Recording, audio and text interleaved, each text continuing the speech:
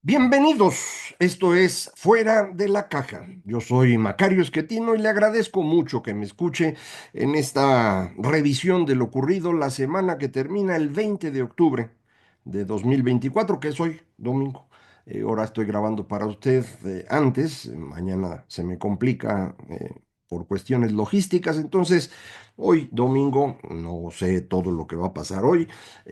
Pero bueno, durante esta semana lo que ha ocurrido me parece que ya muestra con toda claridad, por si alguien tenía alguna duda, que no tenemos ya Estado de Derecho en México. Es decir, las leyes ya no tienen relevancia. El Congreso, como usted sabe, ha estado modificando la Constitución y las leyes, haciendo todo tipo de tropelías. Tienen una mayoría amplísima que no se ganaron en las urnas, se las dieron los consejeros del INE, no todos ellos, pero los suficientes, y los magistrados del Tribunal Electoral, que se acuerda usted estaba incompleto, pero aún así cuatro magistrados certificaron, calificaron la elección y dieron esta sobrerepresentación a Morena y aliados que les permite tener tres cuartas partes de la Cámara de Diputados.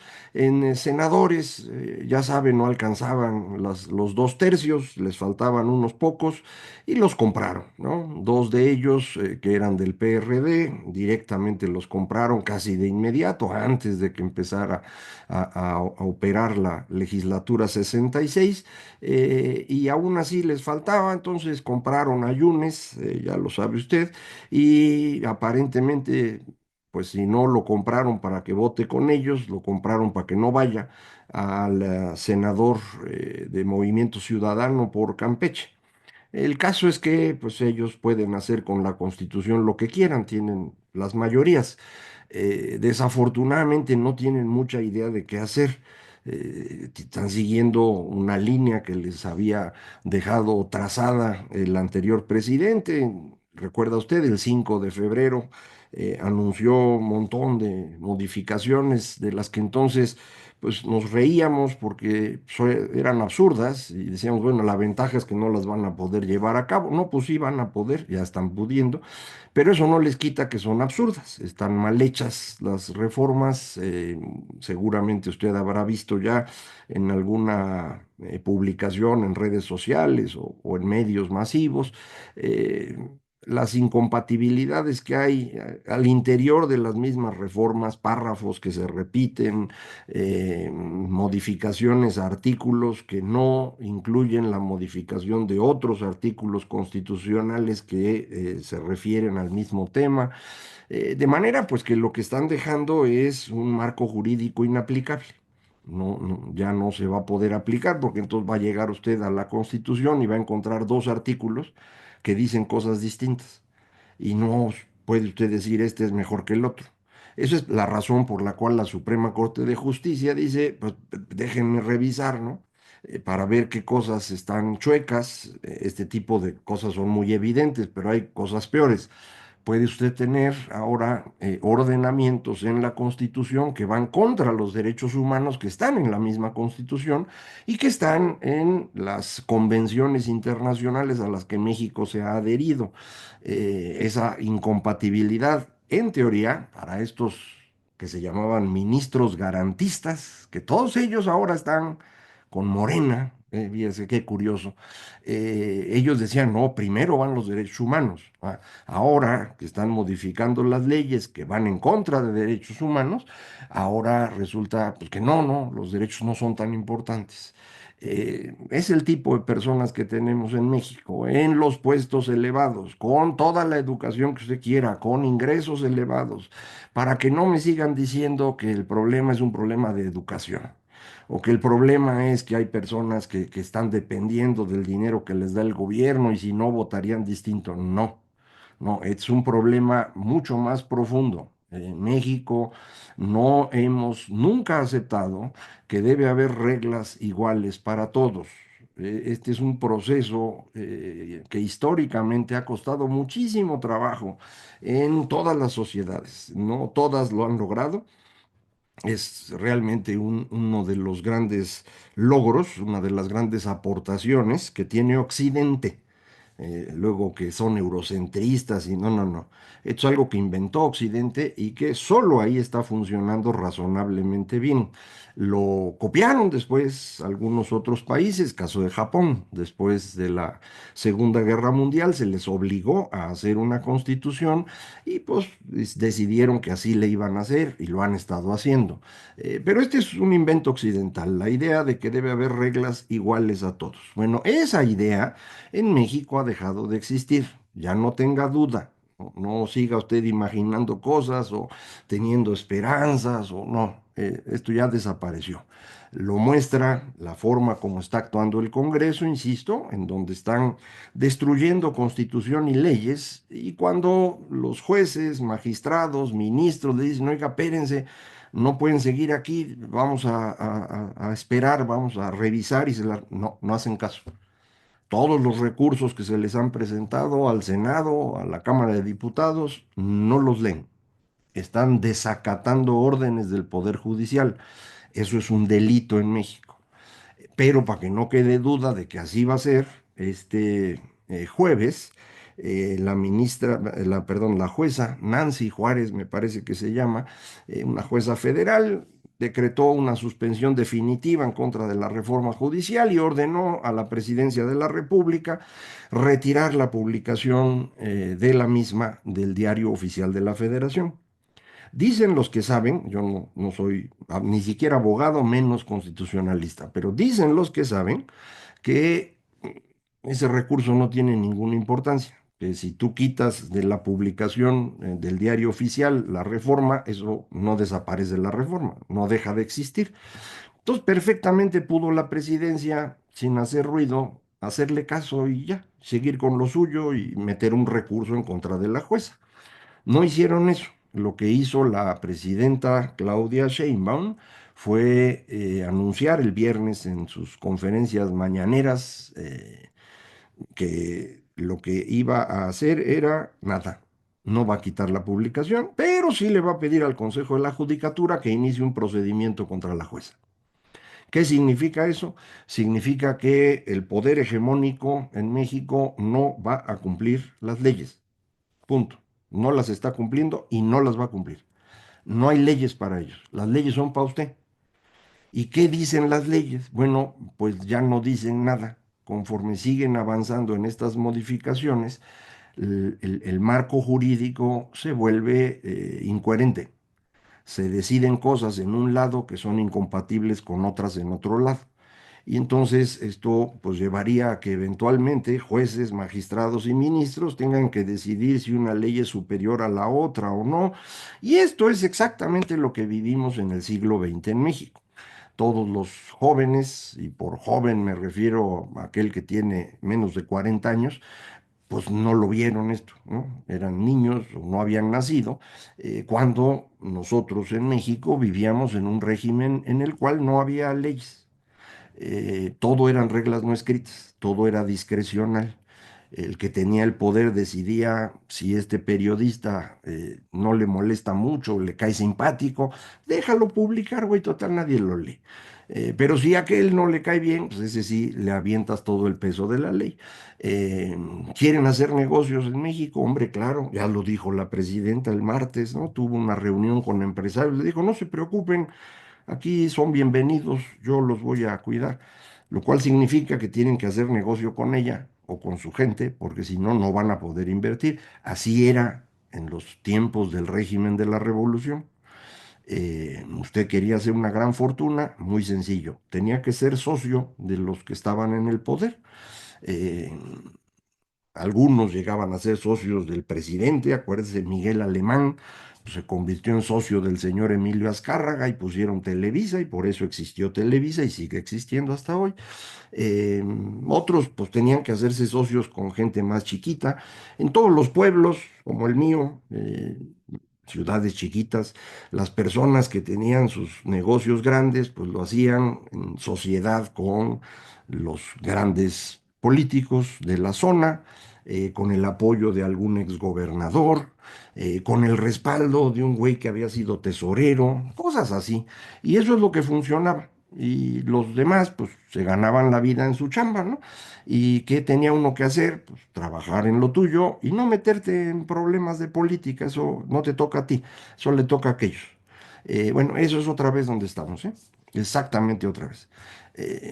¿Se puede vivir ahí? Sí, se puede. Ya vivimos ahí, hombre, ¿no? O sea, de poderse se puede, pero no es una forma muy, digamos, adecuada para que funcione la economía, porque como tienen que hacerse socios, pues hay que repartir ganancias y eso incluye eventualmente a los líderes sindicales, cuando menos en aquella época ocurría así. Entonces, pues al cliente hay que venderle algo caro y que no esté muy bien hecho porque pues, no dan las cuentas. Y por eso, en una economía cerrada como era México en los años 40, 50, 60, 70, pues teníamos pura porquería aquí, ¿no? Pues con eso ahí la íbamos llevando. No se podía generar mucho empleo, pero la gente vivía en los cerros. Entonces no pasaba nada. El problema fue que esto se vino abajo. No hay manera de sostener esto eternamente.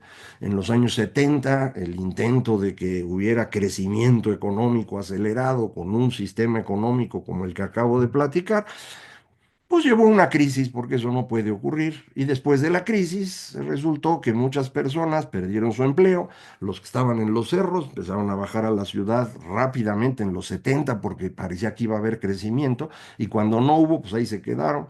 Y entonces tuvimos que expulsarlos. A la mitad los mandamos a Estados Unidos, la mitad los mandamos a la informalidad, que es una frontera que va desde personas que se ganan la vida con esfuerzo diario y merecen todo reconocimiento, hasta el crimen organizado, ¿eh? O sea, es una, digamos, un continuo allá adentro. Y bueno, pues de ahí vienen muchos de los problemas que tenemos hoy, de esa forma de hacer las cosas. ¿Cuál es la solución que encontramos los mexicanos? Pues volverlas a hacer. Usted dirá, es una tontería, pues sí, pero eso es lo que se decidió, ¿no? Que no lo decidimos todos, pues no, pero la mayoría votó para allá. Una mayoría que no les daba el poder que tienen hoy, pues no, pero ya habían ido colonizando las instituciones y por eso la insistencia que teníamos en este espacio, hay que ganar, nos pudo. Entonces ya entramos ahí. ¿Qué se hace ahora? Bueno, pues aprenda usted a vivir como se vivía en los años 70. Usted dirá, no, yo no estoy de acuerdo, yo quiero enfrentar esto. Está bueno. Si quiere usted enfrentarlo, se necesita una masa crítica de oposición. Es decir, una gran cantidad de personas que estén de acuerdo en qué cosa querrían construir en lugar de lo que tenemos. Mi opinión es que eso no existe. Si hubiera existido, hubiéramos ganado la elección. No tenemos ya las estructuras. De hecho, eso fue parte de la razón por la cual perdimos, porque tanto el PRI como el PAN ya no tenían las estructuras necesarias para cuidar las casillas, movilizar a los votantes y demás. Y si no los tenían el 2 de junio, hoy tienen menos, porque se han venido abajo todavía. Eh, Hay un entorno internacional que juega en nuestra contra. Este mismo tipo de sistema político al que estamos entrando hoy es el que se ha ido construyendo en Hungría, en Turquía, en Polonia, entra y sale, pero ahí sigue amenazando esta cosa. Ha ido creciendo en España gracias al López Obrador que tienen ellos, ya le dije, joven, alto y guapo, que se llama Pedro Sánchez. Traen un desorden monumental en Francia e Inglaterra, o Reino Unido, perdón, que todavía no llega a esto, pero no tarda. Es lo mismo que tienen en la India. Y bueno, ya no hablemos de estos países totalmente autoritarios como China o Rusia, o el caso extremo Irán, o Corea del Norte, que en estos días dinamitó los accesos que llegaban al paralelo 38, la frontera entre Corea del Sur y Corea del Norte, los dinamitó de su lado y envió militares a Rusia para que apoyen en la invasión a Ucrania. La alianza entre... bueno, Corea del Norte es un país que en realidad es un tributario chino, ¿no? Existen porque China los inventó y ahí los están teniendo para que jueguen al policía malo de vez en cuando. Pero la alianza entre China, Rusia e Irán es un problema mayúsculo que creo que mucha gente todavía no ve. Pero ante el riesgo de que gane el señor Donald Trump en Estados Unidos, esto es algo que deberíamos empezar a considerar. Donald Trump es un activo de Putin, trabaja para Putin. Así ha sido desde que lo rescataron los oligarcas rusos de los fraudes que tenía en sus casinos en los años 80 y sigue trabajando para ellos. En el momento que gane, Ucrania va a dejar de tener el apoyo de Estados Unidos, la OTAN va a dejar de tener a Estados Unidos y Europa no tiene la enjundia necesaria para ayudar a Ucrania. Entonces vamos a tener un problema mayúsculo. Recuerde usted que el problema que tenemos en Medio Oriente, Cercano Oriente, Levante, como usted quiera decir, en Israel, es un problema originado en Irán. Irán es el que financia y dirige a Hamas, a Hezbollah, a los Hutis en Yemen, que son los que atacan a Israel. Entonces, el conflicto entre originalmente Hamas e Israel, que se ha ido ampliando, no es independiente de la invasión de Rusia a Ucrania. Eh, entonces, pues el entorno internacional, así que usted diga, favorece los intentos de reconstruir democracias, no, no estamos en ese momento, lo estuvimos hace tiempo. Justo cuando México intentó convertirse en democracia, fue ese periodo, la tercera ola de la democratización, etcétera. Pero eso ya no es el momento actual. Entonces, pues no espere usted que de afuera venga una presión internacional que ayude a la reconstrucción de la democracia. No tenemos las estructuras, insisto, los partidos que existían se vinieron abajo, hay intentos de crear nuevos partidos. Vamos a esperar que estos puedan funcionar, pero apenas van a empezar. No, no quiera usted que hoy de pronto el Frente Cívico Nacional se vuelva el gran líder de oposición. Espérate, primero hay que organizar, ¿no? Es un grupo chiquito que va ampliándose y que va a tardar en tener la fuerza necesaria. Mientras PAN y PRI, que tenían la fuerza, ya no la tienen. Entonces, un páramo por ahí. E insisto, no crea usted que la mayoría de los mexicanos piensa como usted. Puede haber muchos que no están de acuerdo con Morena o con la señora Sheinbaum o con quien sea, pero eso no significa que puedan organizarse alrededor de un solo objetivo. En consecuencia, no hay esa masa crítica. Esto significa que el sistema en el que estamos entrando va a durar un rato. ¿De qué tamaño es el rato? No tengo idea. La vez anterior esto se vino abajo porque económicamente no era viable. Hoy es el mismo caso, económicamente no es viable.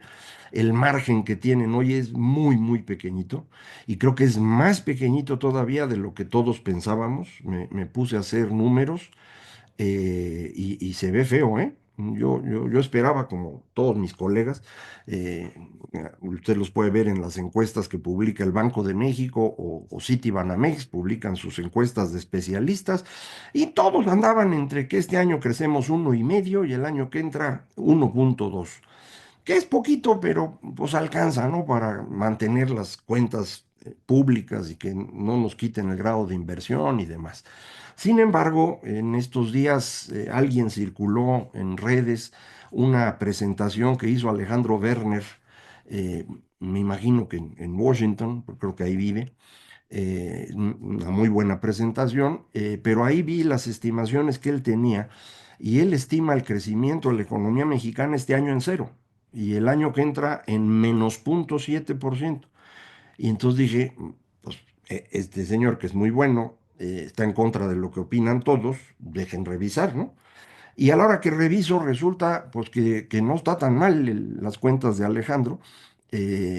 Resulta que las dos burbujas que teníamos, la de inversión, que yo insisto fue ficticia, la construcción esta del Tren Maya, que las cifras, quién sabe cómo las construyó la Sedena, y la burbuja de consumo, que financió López para que la gente votara como votó, las dos burbujas están yendo abajo. La de inversión muy rápido.